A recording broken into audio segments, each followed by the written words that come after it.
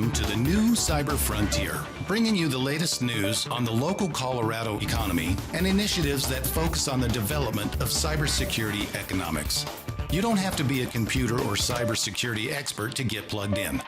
Your host, Chris Gorog, brings it straightforward, asks the tough questions, and brings the cyber world to a level of understanding for everyone. Chris is personable and opens up with our guests on issues we all would like to see addressed. You can find us on the web at www.newcyberfrontier.com.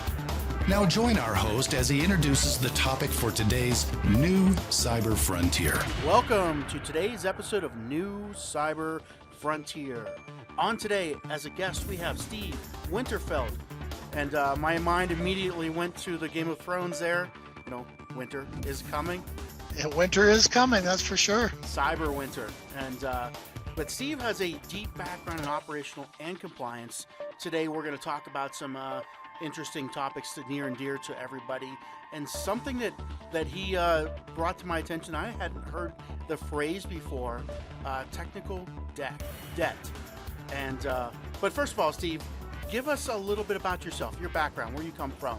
You know, what were you like as little Steve? I don't believe anything my parents say. I was not a hellion. So yeah, I actually got an interesting start coming out of college on an ROTC scholarship. I learned, threat intelligence by military intelligence. I learned, kind of those principles of defense in depth from being an airborne ranger. And so my first, very much that military bent of a mindset. Did a little defense contracting. And then I had a chance to go over to Nordstrom, where I was a CISO of Nordstrom Bank. They were one of the last two retailers to actually manage their own banks. And it was great going from, that defense culture into that fashion culture. It was just such an experience. Then I had a chance to go over to Charles Schwab, built out their threat intelligence program and their incident response program. And, both Nordstrom and Charles Schwab are amazing companies and focusing on the customer. And now I went from building programs to building products. So I'm at Akamai, which is a company that provides security capabilities. Security capabilities. What types? So pretty much everything facing the web. So a web application firewall. Gotcha. Helping people manage bots. And if you're not really familiar, there are good bots and bad bots. So not all bots need to be blocked. Some of them just need to be managed. Mm-hmm. We help with application level access, detecting malicious activity, command and control systems leaving your network.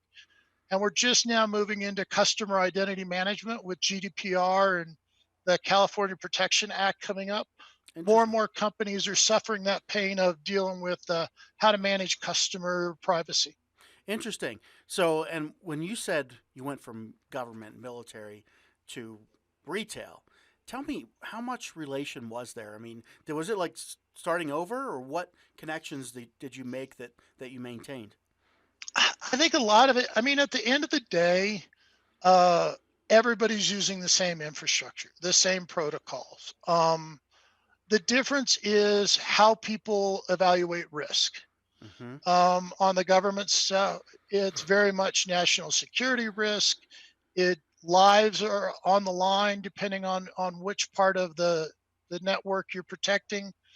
Protecting weapon systems, is incredibly important.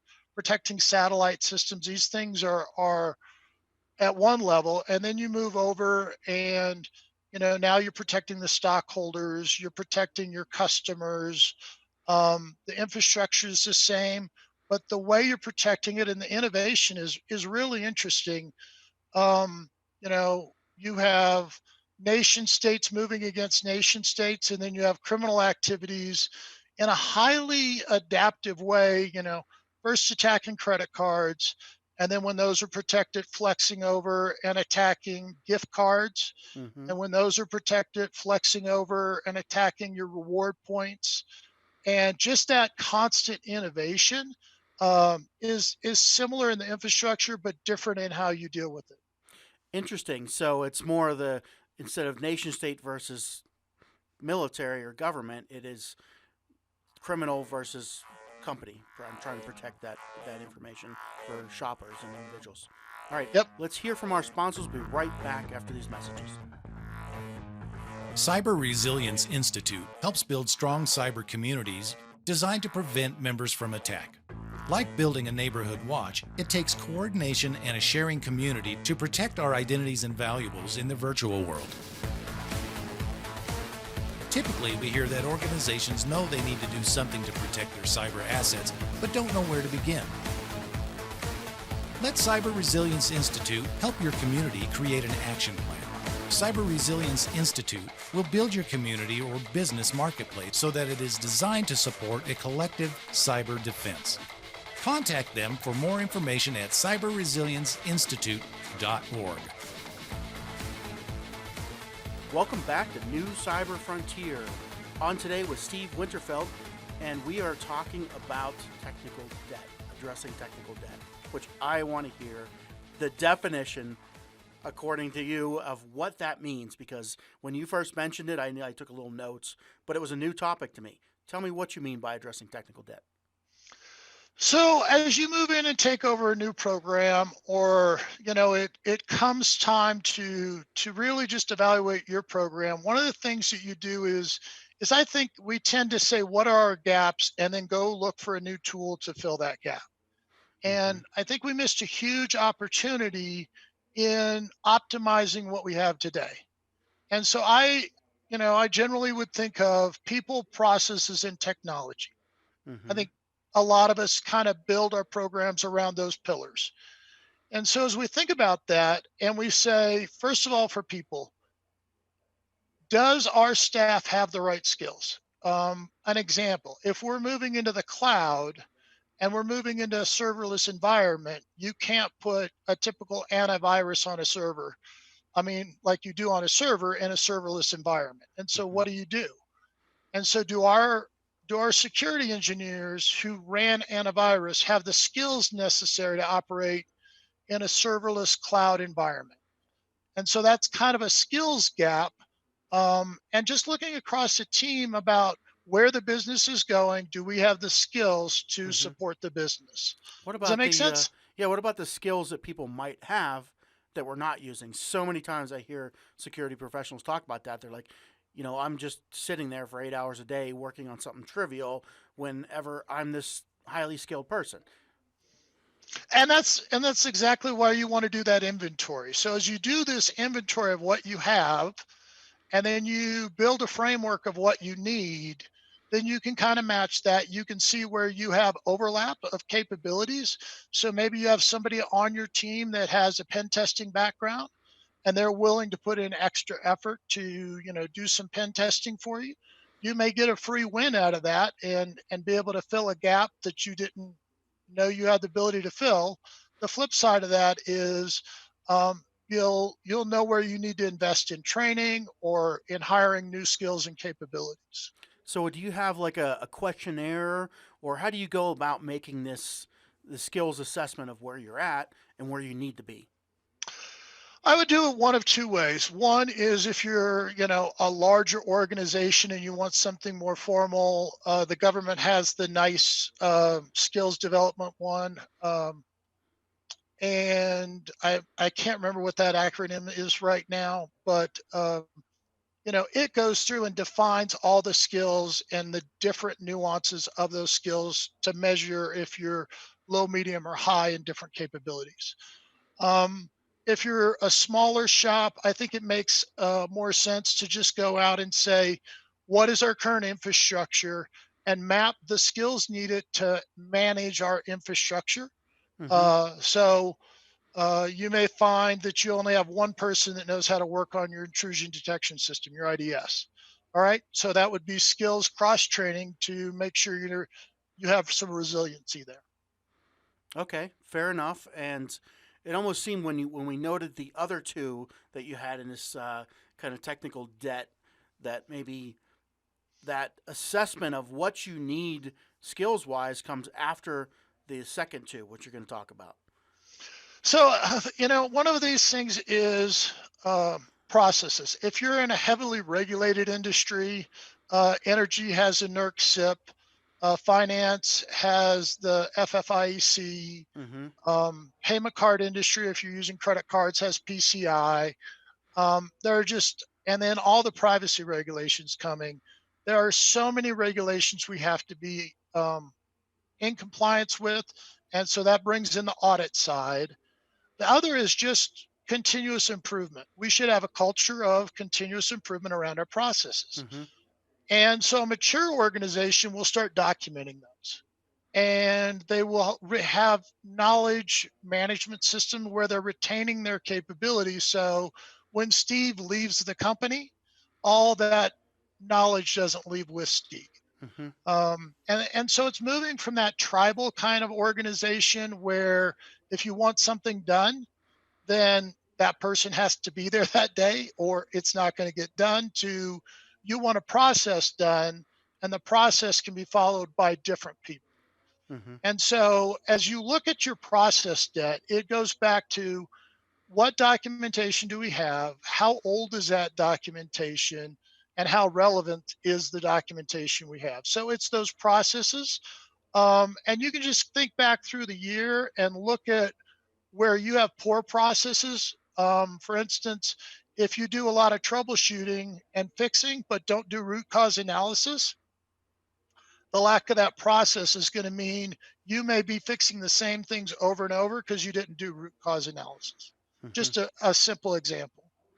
You know, whenever you first started talking about different industries and compliance and all these things you have to comply with, I heard the same sigh in your voice coming into that discussion as I hear countless places when people talk about all the things that have to be done, all the areas that have to be addressed, all the compliances.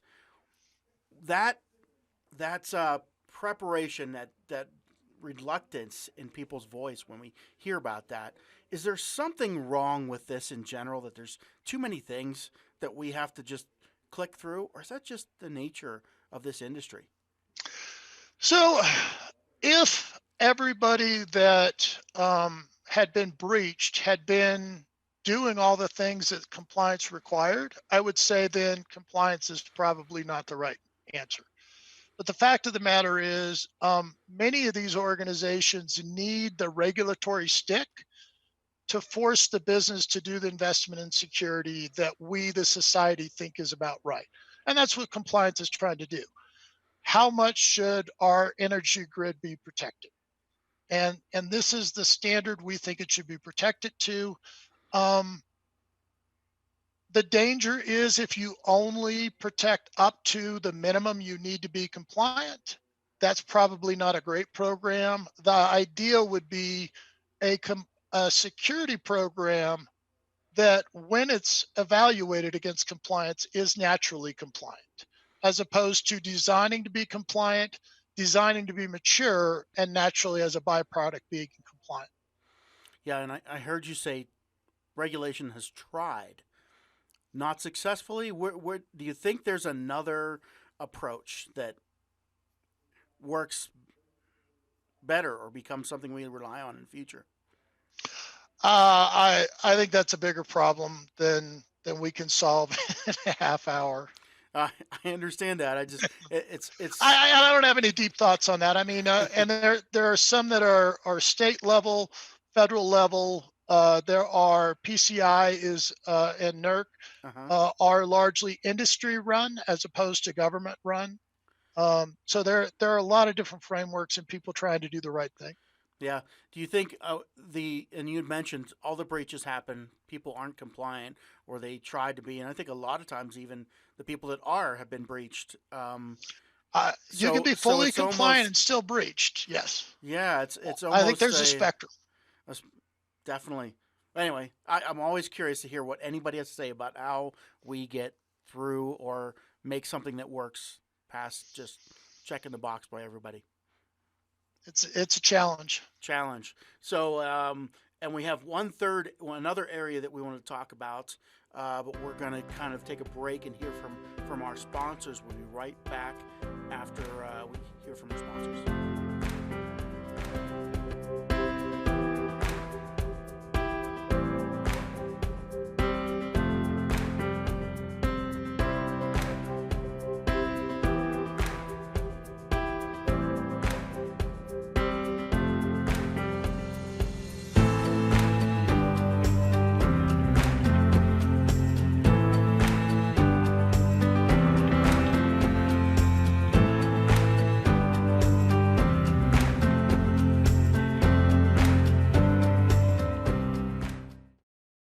Murray Security Services are your cybersecurity experts with decades of experience providing professional training services for our clients in various industries.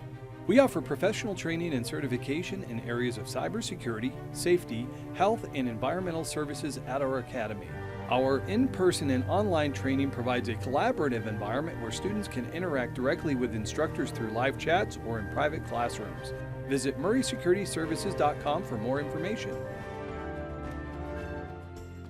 Welcome back to New Cyber Frontier. Today, talking to Steve Winterfeld, and we were talking about addressing technical debt. And you had went through two areas: the people, process, and now, we've heard this many times, the technology. So, going into the next direction almost seems like they're all interdependent, and it's a cyclical loop. But talk to us about the technical side. So here what you want to do is you want to go take the current tools you have and measure their maturity. Did you use all of the capabilities? So for instance, if you got a data loss prevention system and it's looking for keywords, words like proprietary going out in email or credit cards going out in email, you're not using that capability across a broader network. And so you're doing a limited use case and only using a portion of its capabilities. So you want to optimize that and make it an enterprise capability. You want to look at your controls and say, when's the last time we updated? Is it on the latest version? Have we brought the vendor in to do a health check to make sure we're using industry best practices?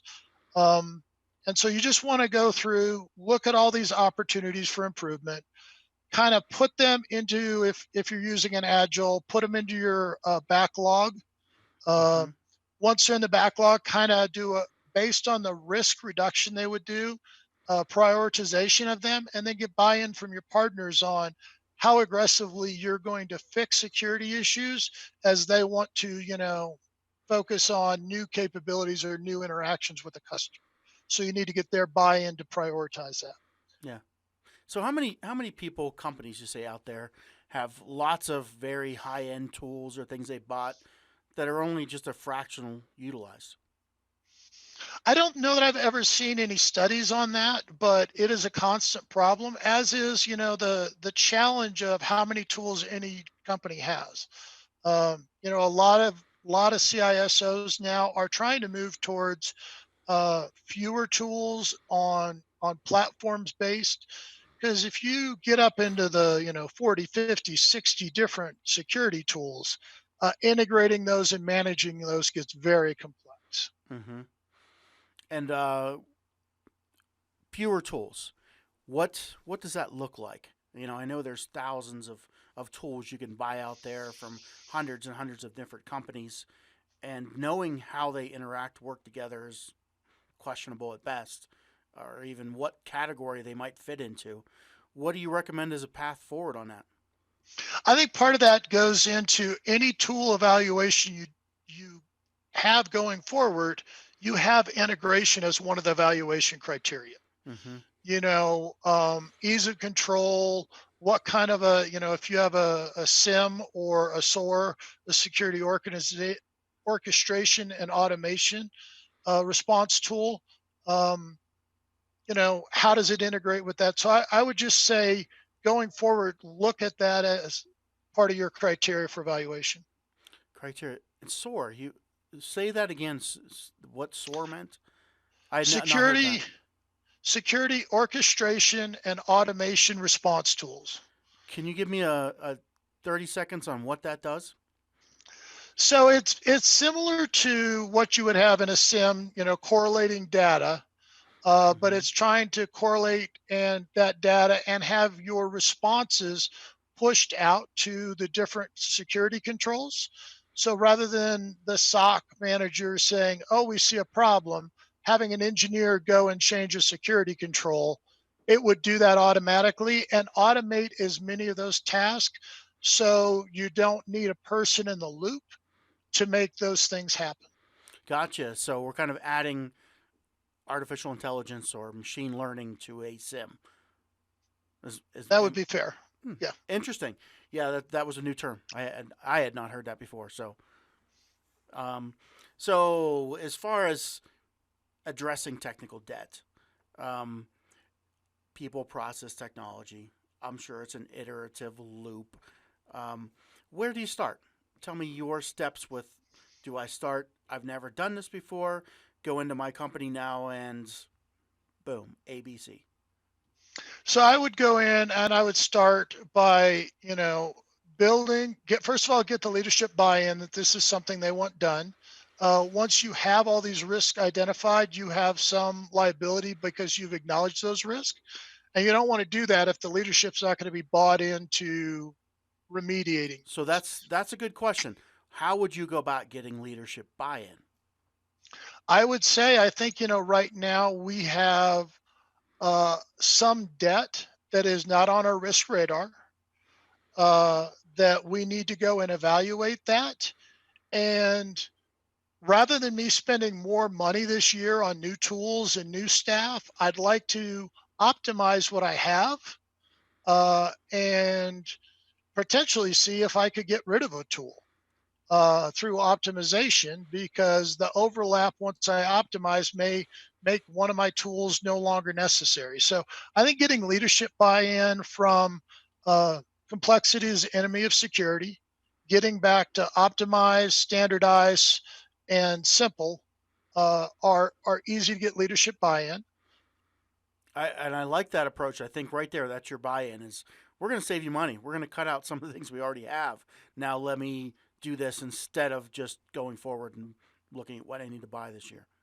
I have not got any pushback when I've said that. And Okay. then the other thing we want to do is um, then get your teams to, because they have that knowledge, set up some teams, tiger teams, whatever or you like to call your committees, and have them focus on developing and filling out, first of all, what's the framework we're going to use to evaluate, get everybody's buy-in on that, and then go do the gap assessment, get everybody's buy-in on those are the gaps, and then finally you get everybody to rank them in order of risk mitigation, Mm-hmm.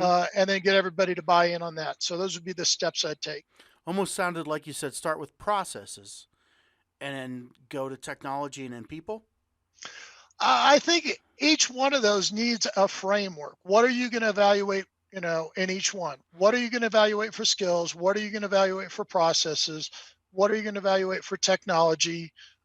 They should be similar, but each one has a few nuances that the framework of what you're evaluating may be slightly different. As far as which way you prioritize it, I think the easiest is probably the technology, Mm-hmm. and the hardest is probably the skills. Okay.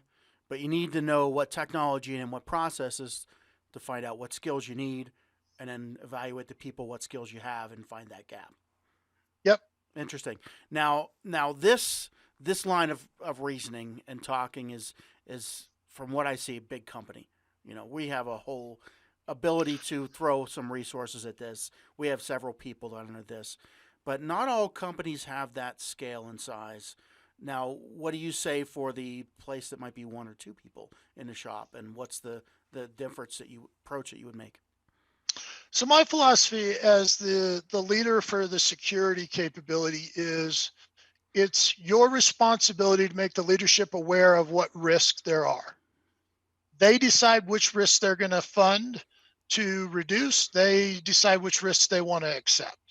Mm-hmm. And so I think going in and doing this gap assessment and presenting to the leadership is your responsibility. And so um, once you present them, hey, here is a list of areas that we could optimize. Do you want to invest in this? Or are you okay with that level of risk? That's really, and you're going to do that in any level of company. Nobody has an unlimited budget, but I think that that's kind of our responsibility to present that risk profile. Interesting. It almost sounds like you're throwing out there that 2020 should be the year of maybe people taking a step back, doing this type of a framework evaluation before you rush forward because there's so many things that have flooded the market with tools and whatever to cloud up what you're doing. Now it's time to take a break and reset. Is that what I'm hearing? And I always believe it's better to go into battle with a plan. I think, having a strategy, having a thought process, we're constantly challenged. The boss hears something on the radio on the drive in, a new vulnerability. He's just going to come in and say, hey, are we susceptible to this? Mm-hmm. So that may be the fire drill of the day. Somebody else says, hey, I heard there's this new tool out there that does, you know, threat intelligence through whatever buzzwords the marketers attach to it.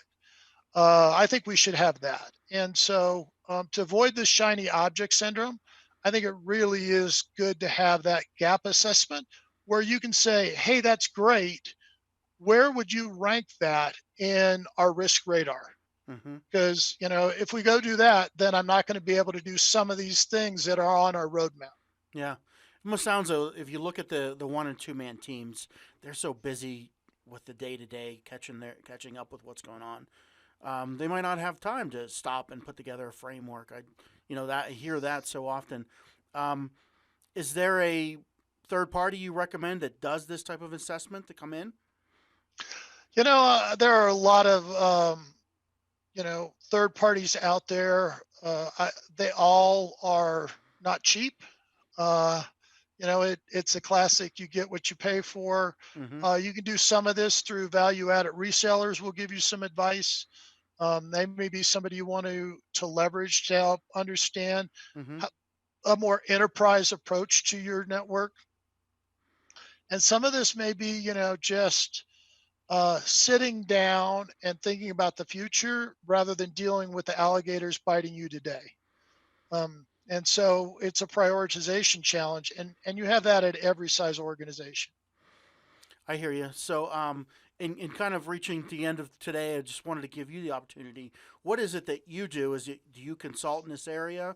How would somebody engage with you? What types of things do you need our listeners to know about your areas in the market? So Akamai originally started out 20 years ago as a content delivery platform. So to make the connections go faster. And then over time, we're listening to our customers' pain point, and they said, we'd like security, and we'd like security to be really close to our users. And so we'd like to push our web application firewalls out to the edge. So, we've done that. They said, we're having problems with all these bots, both good and bad bots. Good bots can still cause an unintended denial of service.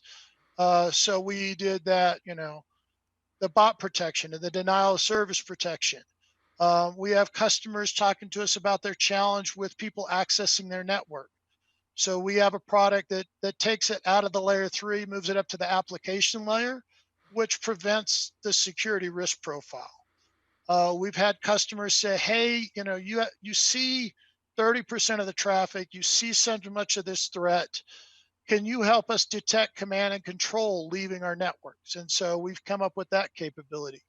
So when command and control reaches out to the DNS infrastructure to phone home, we would intercept and interdict that.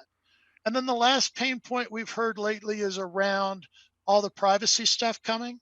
The privacy winter is coming. We have GDPR, the new California law. Every state has different laws. So we're working with our customers on a customer identity management. So helping them, our partners, manage their customers so they can opt in, opt out, delete, and do that all in an effective way without losing insight from the market.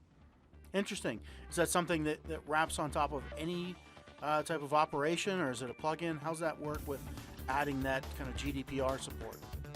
So it really ties into, the challenge isn't so much in the knowledge you manage, it's those third parties. Mm-hmm. And so it's giving a single portal for a customer to come in and say, I want to opt out. And then you have to say, hey, we opted you out of our systems, and our 7 partners automatically went out and opted you out of all of those.